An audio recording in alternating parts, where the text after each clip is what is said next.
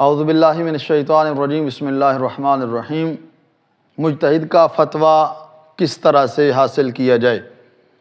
مجتہد کا فتویٰ حاصل کرنے کے 4 طریقے ہیں، یعنی 4 طریقوں کے ذریعے ہم مجتہد کا فتویٰ حاصل کر سکتے ہیں۔ پہلا طریقہ، خود مجتہد سے سننا۔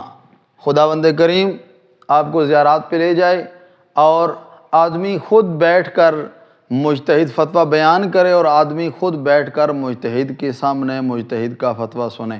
لیکن یہ اسی صورت میں ہو سکتا ہے کہ اگر آدمی مجتہد کی زبان کو جانتا ہو۔ دوسرا طریقہ یہ ہے کہ فتویٰ بیان کرنے والے 2 اشخاص سے فتویٰ سنیں۔ مثلا ایسے 2 اشخاص کے جو مجتہد کا فتویٰ نقل کرتے ہیں، آپ ان سے فتویٰ سنتے ہیں تو پھر بھی آپ اس کے اوپر عمل کر سکتے ہیں۔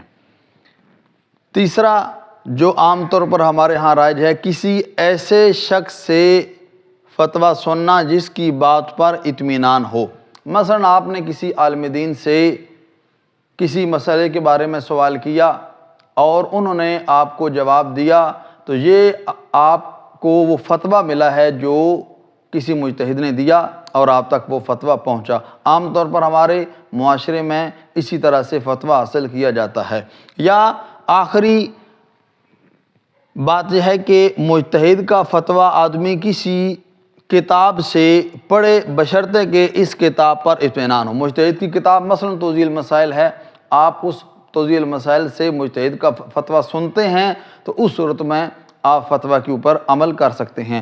یہ جو 2 آخری طریقے ہیں، کسی شخص سے سننا جس پر اطمینان ہو، یا کتاب سے سننا بشرطے کہ اس کتاب، یا کتاب سے پڑھنا بشرطے کہ اس کتاب پر اطمینان ہو، عام طور پر ہمارے معاشرے میں ان 2 طریقوں کے ذریعے مجتہد کا فتویٰ حاصل کیا جاتا ہے۔ والسلام علیکم ورحمۃ اللہ وبرکاتہ۔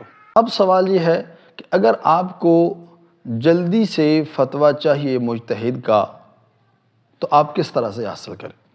دیکھیے، میں نے عرض کیا ہے پہلے کہ یہ جو 2 آخری طریقے ہیں کہ آپ کسی ایسے عالم دین سے کہ جس کی بات پر آپ کو اطمینان ہو، آپ اس سے جا کر اپنا مسئلہ بیان کریں تو وہ آپ کو اپنی طرف سے بات نہیں بتائے گا بلکہ اسی مجتہد کا فتویٰ آپ کو بتائے گا جس مجتہد کی آپ تقلید کرتے ہیں۔